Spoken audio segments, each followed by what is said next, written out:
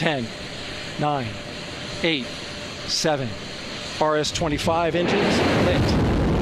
4, 3, 2, 1. Booster ignition.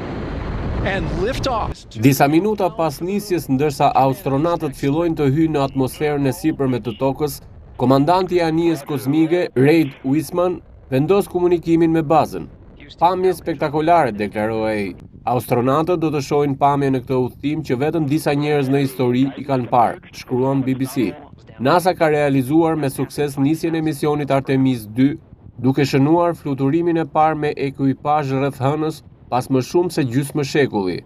Raketa u ngrit më 1 prill duke dërguar 4 astronautë në një mision që pritet të zgjasë rreth 10 ditë. Ekuipazhi nuk do të ulet në hënë, por do ta rrethojë atë, në një hap të rëndësishëm drejt rikthimit të njerëzimit në sipërfaqen hënore për herë të parë që nga programi Apollo.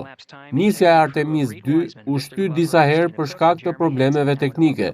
Një test i ndërprerë në shkurt zbuloi rrjedhje hidrogjeni, ndërsa në Mars u identifikua një rrjedhje heliumi.